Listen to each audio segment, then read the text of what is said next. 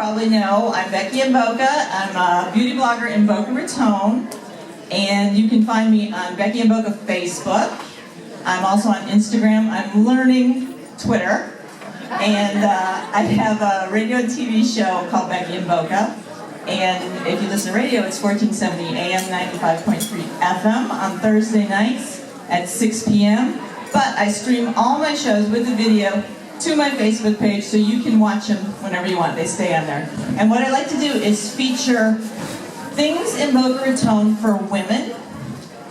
Beauty things, cosmetic procedures, hair, makeup, all the stuff we love, because whether we're 3 years old or 83 years old, we still love that stuff. And there's no place like Boca Raton for a woman to spoil herself.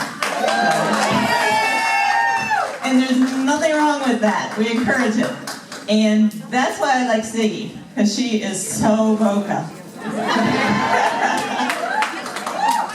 She's got the hair, she's got the makeup, she likes cosmetic procedures, that's what I love, and she talks about them. I wanted to bring Siggy in here because she epitomizes what my blog is all about, that, you know, you gotta take care of yourself, do whatever you can do, and you'll look better, you'll feel better, you'll be better for everybody around you, and you deserve it. And Siggy talks about the things she does. I think you won some award, didn't you, Siggy?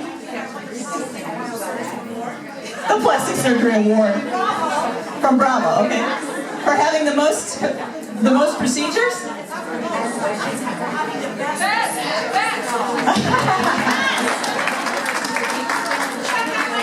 So if you want a book, we have them for sale, and Siggy will sign them for you. I'm going to start off by saying hello, everybody. My name is... Hola, ¿cómo está? My name is Siggy Flicker. You might all think that everything that's great is in Manhattan. It's not. I have taken all my girlfriends and they come here to have their surgeries. And you can, it's just the best of the best. A lot of people are they're wondering what my next procedure will be. So I have an appointment tomorrow morning with Dr. Handel. And I wish I could raise my arms, because you know how we have those flunkins? Yes. So I have that because I do. And there's actually a procedure to tighten that underneath your arms. And I will be going to Dr. Handel tomorrow. I love you. I'm a relationship expert, a motivational speaker, an author, and as of last year, a New Jersey housewife. Today I'm here to do one thing. It's going to be to inspire you. I've been able to inspire thousands upon thousands of people in this world discover their own potential by writing my first book, my Bible, Write Your Own Fairy Tale. It is a book that should be in the hands of every single person you know, whether they're single or married, because when you're married, it doesn't mean that you have that certificate and the work stops. You deserve everything you want, and I'm going to tell you exactly how to get it. For me, it started with my mother, Rachel. My mother would walk me through Bambergers in the Cherry Hill Mall. Does anybody remember Bambergers? Yes. Okay. And she would say to me in her Israeli accent, Sigalit, I want you to picture yourself in the store. Where do you see yourself if you were merchandise? Do you see yourself on the clearance rack or behind the glass where they keep David's jewelry?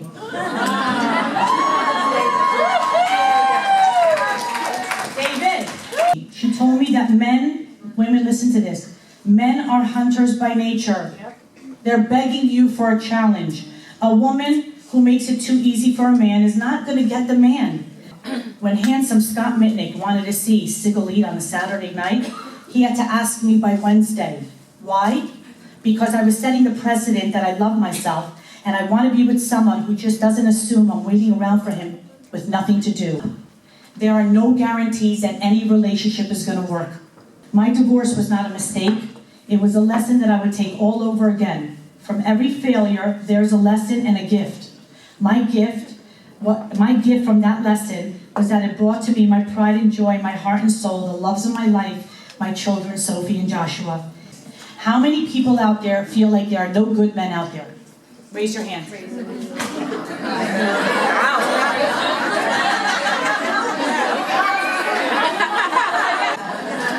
Women, trust your gut and do not listen to your friends, your family. No one can determine who you're going to have chemistry with. When I first met Michael Campanella, I didn't say, oh my God, I want to meet a man who has no hair on top of his head, who sells cheap Cherokees. Please, God. I didn't say that. When my girlfriends in Boca, I was living in Boca, and when my joppy girlfriends found out, they're like, oh, baggage.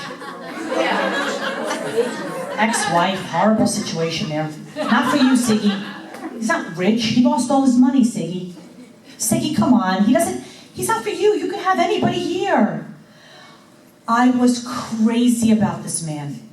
I love this man. He had lost everything. His father was dying of Lou Gehrig's disease. His mother had died of cancer. This man stood for everything in life that is, has morals, walks a straight line, loves his family. I said to my friends here, fuck you.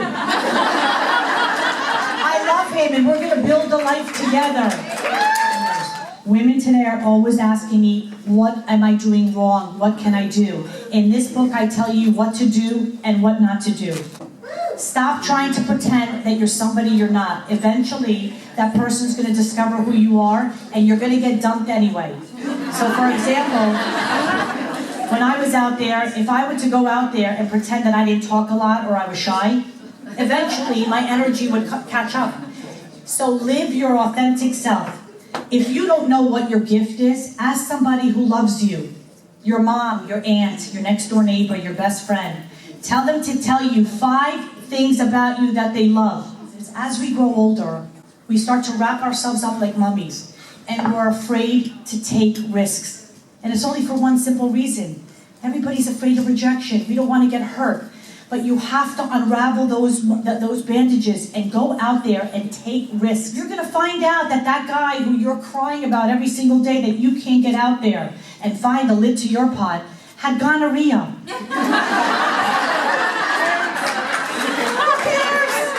Who cares? The point of it is, if somebody is rejecting you, believe that God is protecting you. Rejection is just the wrong person getting out of your way. Get a new tune. Having a bad attitude is like having a flat tire. You can't get anywhere.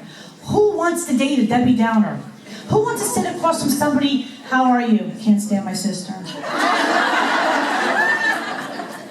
My ex-husband cheated on me.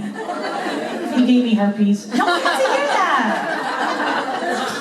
If you stop yourself from thinking negative thoughts and you choose to think positive thoughts, you'll get positive results. It's that simple. Your life will get easier, you'll be happier, and I swear to God, you'll even start to get healthy. You have to be able to you have to own your own space and say, this person's toxic, I'm not going to spend a lot of time with this person. Get rid of your stupid list. I've been a matchmaker for years. I've never had anybody come to me with a different list. Everybody says, okay, Siggy, I need to meet a man who's tall, dark, handsome. He has to love his mother. I want him to be active, want to have kids, a house in the Hamptons, maybe an apartment on Park Avenue. No one's ever come to me and said, Siggy, listen to me. A fat slob who sits on the couch with a bag of chips, that's my man.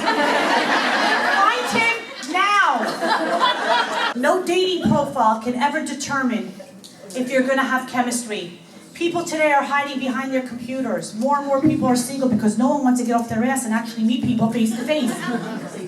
So now what happens? You have a dating profile and the guy's like, I'm 6'3", I love my mother, I have a full head of hair. You show up to meet him for an appetizer and he's everything he says on that paper. And then the waitress comes by and he's like, listen, I asked you to come by 5 minutes ago, where have you been? You know that his character and his soul, he's not a nice person, he's not for you. The point is, you have to meet people in person. Women, we have biological clocks. We don't have time. Men, they're fabulous. They have all the time in the world. We don't. Especially if you want to have kids and be in a serious relationship. You have to have it. And this next thing that I'm going to talk about, and no, everybody's going to boo me on this, especially in Boca. Women, you have to date older. Not in your 20s. That doesn't, Brit, wherever you are, that's not you. I'm right here. I'm right here. 20s, date 20s. But once you're out of the college thing, no 35-year-old man is looking for a 35-year-old woman. Bullshit! What?